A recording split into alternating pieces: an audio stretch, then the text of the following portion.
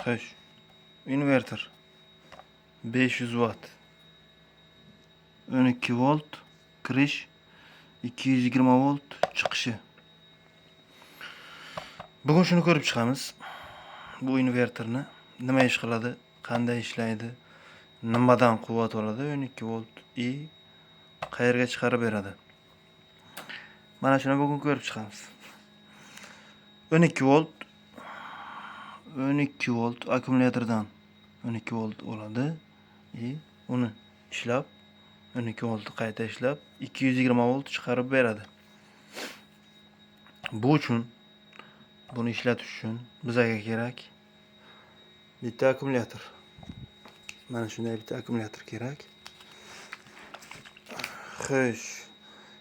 Buni yoqib ishga tushirganimizdan keyin ishlatish uchun, ko'rish uchun mana bu fenni ishlatib ko'ramiz.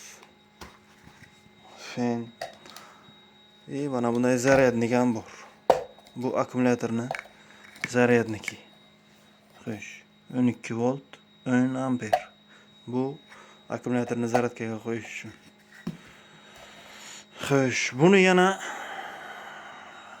yana mana shunday kabel bilan ikki tomoniga vilka qilingan. Mana shunday kabel bilan tok yo'q vaqtida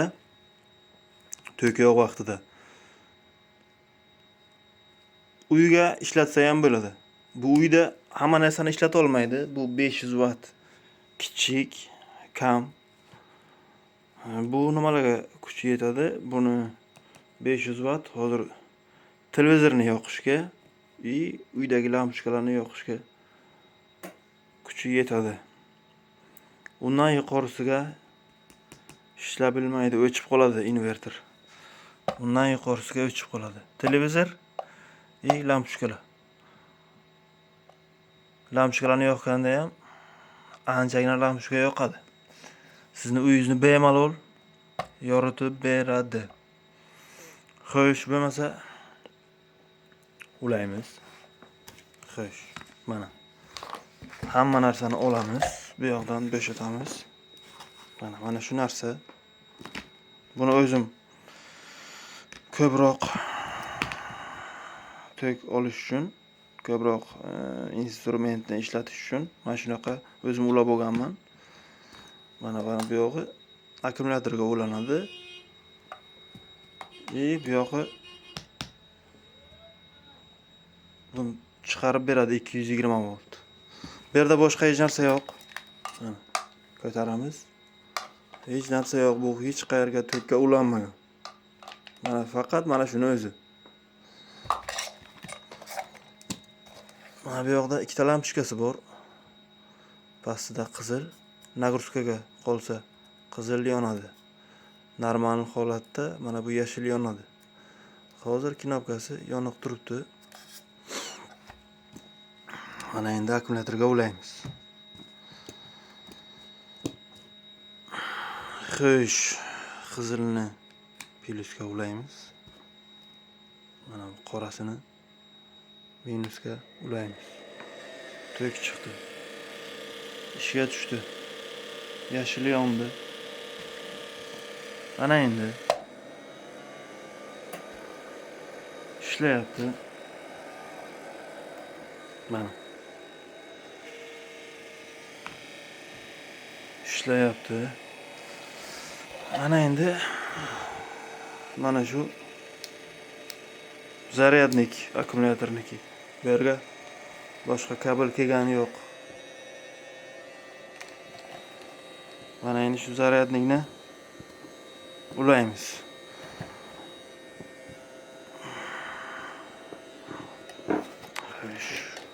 Buni shunday qo'yamiz. Uzr. Bir o'zim videoga olish ancha qiynalyapman.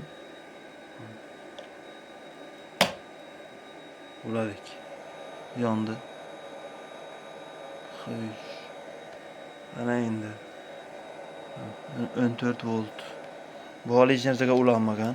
Buni endi ulaymiz. Xo'sh.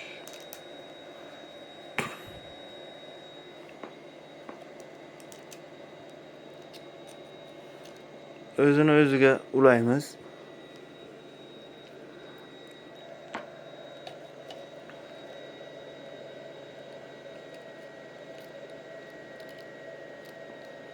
O'zini o'ziga uladik. Xo'sh.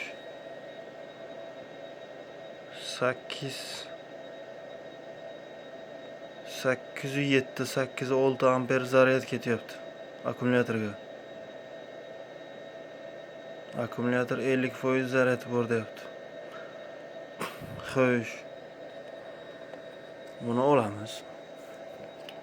Tokdan. Oldik. Bu yoqqa qo'yamiz.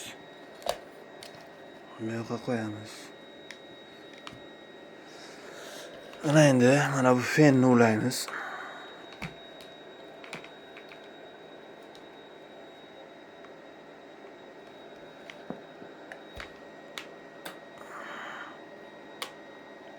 Fenni ulaymiz. Xo'sh. Fen ulandi. Endi yoqamiz.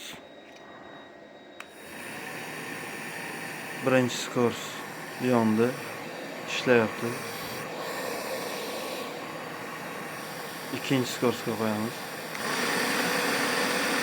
Ishlayapti. 1 0 1 2. Hol issig'ini yoqganim yo'q. Isitishga bilmadim, kuchi yetadimi yo'qmi. Xo'sh, birinchi skorsga qo'yamiz. Isitishni yoqib ko'ramiz. Ishladi. Issiq keldi. Lekin bo'ldi. O'chdi mana, qizilga tushdi. Endi buni o'chirib yoqishimiz kerak.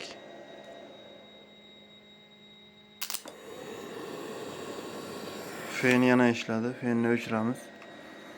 Xo'sh, bu fenimiz hech qanday birkasi yo'q.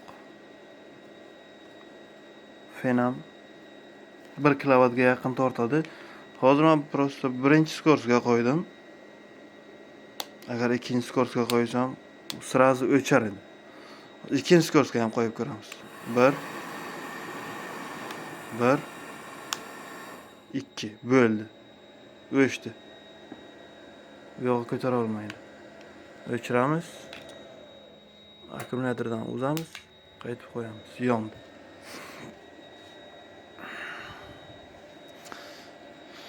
Xo'sh. Videoni kamchiliklari uchun uzr so'rayman. Kamchiliklari ko'p videoni. Men bir o'zim videoga oldim, bir o'zim ishlatyapman. Agar kimga qiziq bo'lsa, kommentariyada yozsangizlar, men uyga ulashni ham ko'rsataman. Akkumulyatordan tokni olib, bundan uyga ulashni ham ko'rsataman.